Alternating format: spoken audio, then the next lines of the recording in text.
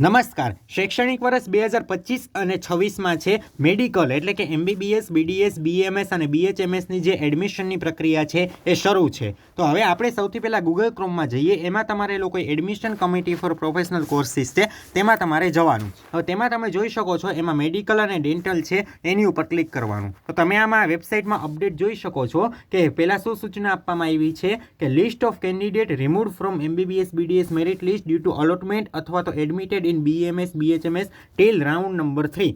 એટલે કે આ લિસ્ટમાં કોનું નામ આપવામાં આવ્યું છે કે જે વ્યક્તિઓને આયુર્વેદ અથવા તો હોમિયોપેથીની અંદર છે એ સીટ ફાળવણી કરવામાં આવી છે અથવા તો જે લોકોએ એમાં એડમિશન લઈ લીધું છે ત્રીજા રાઉન્ડ સુધીમાં એ વ્યક્તિઓના નામ છે MBBS અને BDS માંથી રિમૂવ કરવામાં આવ્યા છે. એટલે એનો મતલબ શું થયો કે તમારે લોકો છે MBBS અને BDSનો જે ત્રીજો રાઉન્ડ તમારો હશે એમાં તમે ભાગ નહીં લઈ શકો. આ ક્લિયર થઈ ગયું તમને પહેલી વસ્તુ. હવે આમાં તમે જોઈ શકો છો નીચે સૂચના આપવામાં આવી છે 28 ઓક્ટોબર 5 અને 20 આપવામાં આવી છે.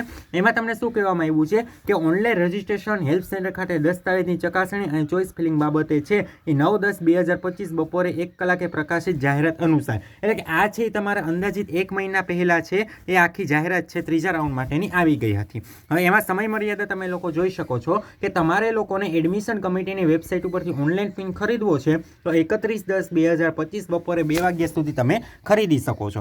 એના પછી તમારે પિન ખરીદી લીધા પછી તમારે રજિસ્ટ્રેશન કરાવવું છે તો 31/10/2025 બપોરે 5 વાગ્યા સુધી કરી શકો છો. અને તમારે ડોક્યુમેન્ટની જે ચકાસણી છે એ 1/11/2025 બપોરે 12 કલાક સુધી કરી શકો છો. અને તમારી ચોઇસ ફિલિંગ છે એ 3/11/2025 10 વાગ્યા સુધી કરી શકો છો. હવે આ ત્રીજા રાઉન્ડમાં છે MCC દ્વારા અને સ્ટેટ દ્વારા ચોઇસ ફિલિંગની મર્યાદા છે સતત ને સતત વધારવામાં આવે છે.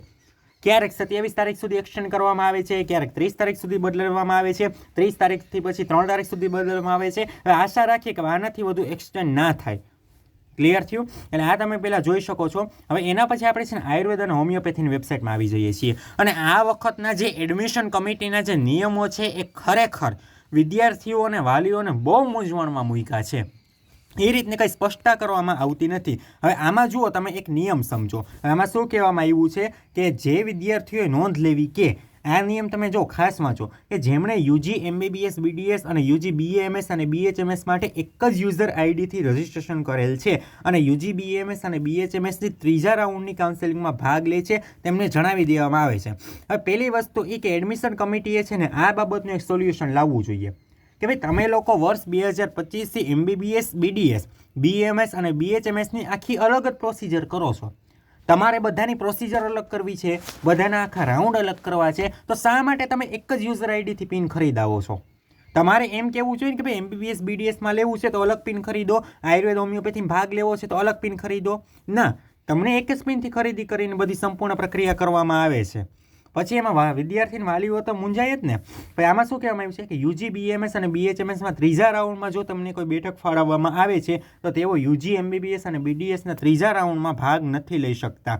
અને આમાં શું કહેવામાં આવ્યું છે કે એકવાર UG BMS BHMSની ત્રીજા રાઉન્ડમાં ફાળવવામાં આવેલ બેઠક કન્ફર્મ થઈ જાય એના પછી કોઈ પણ બેઠકોમાં છે એ રદ કરવી શક્ય નથી. હવે આની શું કીધું છે એ તમે જુઓ કે આમાં એમ તમને કહેવામાં આવ્યું છે કે જે વ્યક્તિઓ ત્રીજા રાઉન્ડમાં તમને બેઠક ફાળવવામાં આવે છે એટલે એનો મતલબ એમ થયો ને ચોખ્ખી રીતે આપણે જોવા જઈએ તો આ લીટીનો મતલબ શું થયો કે માત્ર ત્રીજા રાઉન્ડમાં ફાળવવામાં આવે એ વ્યક્તિઓ ભાગ નહીં લઈ શકે. પહેલા બીજા વાળા તો ભાગ લઈ જ શકે. એનો મતલબ તો એવો થયો ને. પણ નહીં, આના નિયમ મુજબ શું છે કે ભાઈ ત્રીજા રાઉન્ડ સુધીમાં જો તમને એડમિશન મળી જાય છે તો તમારી છે એ સીટ કોઈ બી પછી તમને પહેલા રાઉન્ડમાં કન્ફર્મ કરી હોય, બીજા રાઉન્ડમાં તમે કન્ફર્મ કર્યો હોય, ત્રીજા રાઉન્ડમાં તમારી કોઈ પણ સંજોગોમાં તમને રદ જ નહીં કરી દે.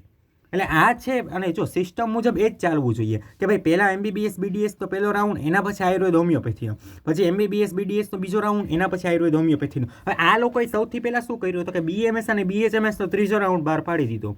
હવે આ રાઉન્ડ બહાર પાડી દઈએ એટલે એનો મતલબ શું થયો તો કે એ વ્યક્તિઓ છે હવે MBBS BDSમાં નહીં જઈ શકે. માની લો કે હવે આમાં જો ઘણી વખત શું થાય કે માની લો કે કોઈને 410 માર્ક હોય, હવે એને છે કોઈ બી બેસ્ટ પ્રાઇવેટ કોલેજ મળતી હોય તો હવે એને એ કેન્સલ કરવી પડે આયુર્વેદ હોમિયોપેથીની. હવે એને પાસે બે જ ઓપ્શન છે કે MBBS અથવા BDS અથવા તો આયુર્વેદ અને હોમિયોપેથી. એટલે આમાં સૌથી વધુ નુકસાન એ વિદ્યાર્થીઓને છે કે જે ખરેખર 1 અથવા તો 2 માર્ક્સ માટે થઈને MBBSમાં રહી જાય છે. હવે એ લોકો આમાં ભાગ નહીં લઈ શકે. એટલે ખરેખર આમ જોવા જઈએ તો એડમિશન કમિટીએ છે આ વખતે વાલીઓ અને વિદ્યાર્થીઓને બહુ જ કન્ફ્યુઝનમાં નાખ્યા છે. અને પહેલી વસ્તુ એ જ કે એની સિસ્ટમ જ પહેલી ખોટી છે. જો તમે આ ત્રણેયની પ્રક્રિયા તમે અલગ કરી છે એવું નથી, મેડિકલ ડેન્ટલની પણ તમે અલગ પ્રક્રિયા કરો છો, આયુર્વેદ હોમિયોપેથીની પણ અલગ પ્રક્રિયા કરો છો, અને 15% self finance all India quota Ayurveda અને હોમિયોપેથીની એની પણ તમે અલગ આખી પ્રક્રિયા કરો છો. તો ત્રણેય તમે અલગ પ્રક્રિયા કરો છો તો તમારે એમ કહેવું જોઈએ ને કે ભાઈ તમે અલગ અલગ પિન ખરીદો. માની લો કે અલગ અલગ પિન ખરીદો તો આવી કોઈ પ્રોબ્લેમ જ ના આવે.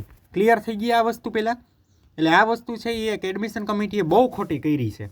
ક્લિયર થઈ ગયું? તમારે જો અલગ જ પ્રક્રિયા કરવી હોય તો પહેલી વસ્તુ એ કે એ જ સિસ્ટમ નાખો. ભાઈ તમારે મેડિકલ ડેન્ટલમાં લેવું છે તો 11,000 રૂપિયા આપીને અલગ પિન ખરીદો. આયુર્વેદ હોમિયોપેથીમાં લેવું છે તો અલગથી 11,000 રૂપિયા આપીને પિન ખરીદો. અને સેલ્ફ ફાઇનાન્સમાં લેવું છે તો 11,000 રૂપિયા આપીને નવી પિન ખરીદો. આ રીતની એક સિસ્ટમ હોવી જોઈએ. પણ એ એડમિશન કમિટીએ છે પહેલાં હશે ને એમ કહી દીધું ભાઈ 4,000ની ભેગી પિન ખરીદો. તો હવે આમાં છે નર્સિંગવાળા કેમ અલગ જ કરે છે કે ભાઈ આમને તમારે માની લો કે નર્સિંગના કોઈ કોર્સમાં લેવું હોય તો અલગ પિન ખરીદો, મેડિકલમાં લેવું હોય તો અલગ પિન ખરીદો. એટલે આ બાબત ઉપર એડમિશન કમિટીએ ધ્યાન આપવાની જરૂર છે ને રાઉન્ડ પ્રોસેસ એક વ્યવસ્થિત કરવાની જરૂર છે. આમાં છે ને જુઓ, જે વ્યક્તિઓને BMS અને BHMSમાં એડમિશન મળી ગયું છે ને અને એ વ્યક્તિઓ 1 થી 2 માર્ક માટે થઈને MBBSમાં રહી ગયા ને તો એ વ્યક્તિને બહુ નુકસાન થાય આમાં. કેમ કે એ વ્યક્તિઓ પછી કન્ફ્યુઝનમાં મુકાઈ જાય. પછી એ લોકોને શું ડર રહે કે ભાઈ માની લો એ પહેલાં ઓપ્શન હતો કે માની લો કે MBBS અને BDSના ત્રીજા રાઉન્ડમાં માની લો કે તમને MBBS BDSમાં નથી મળતું એડમિશન, તો એ વ્યક્તિઓ પાસે ઓપ્શન રહેતો કે વાંધો નહીં ભાઈ આમાં તો મને MBBS BDSમાં તો હવે નથી મળ્યું, તો હવે આપણે ત્રીજા રાઉન્ડ BMS અને BHMSમાં ભાગ લઈએ, પછી એમાં જે તે કોલેજ મળે તો એમાં આપણે લઈ લેશું. હવે આ વ્યક્તિઓ બહુ કન્ફ્યુઝનમાં હતા અને એ વ્યક્તિઓના નામ પણ છે એ મેરિટ લિસ્ટમાંથી પણ નીકળી ગયા છે. તમે પણ જોઈ શકો છો કે એટલા વ્યક્તિઓ હવે આ લિસ્ટમાં જે વ્યક્તિઓનું નામ હશે ને એ વ્યક્તિઓએ MBBS BDSની ચોઇસ ફિલિંગ કરી હશે. સમજો, ચોઇસ ફિલિંગ કરી હશે તો પણ એ વ્યક્તિઓનું નામ છે એ ઓલરેડી નીકળી જ જશે. ક્લિયર છે? નીકળી ગયું છે, નીકળી જશે નહીં, નીકળી ગયું છે. ક્લિયર થઈ ગયું? હવે માની લો કે તમે એમ કહો કે ભાઈ આયુર્વેદ હોમિયોપેથી ત્રીજા રાઉન્ડમાં તો અમે કન્ફર્મ કરાવ્યું છે, અમે ચોઇસ ફિલિંગ કરી નાખીએ, પણ એ તમારી ડિલીટ થઈ જશે, તમારી કન્સિડર થશે નહીં. ક્લિયર થઈ ગયું? તો આ વસ્તુ છે એ ખાસ કરીને એડમિશન કમિટીએ છે આ બાબતમાં ધ્યાન આપવાની જરૂર છે.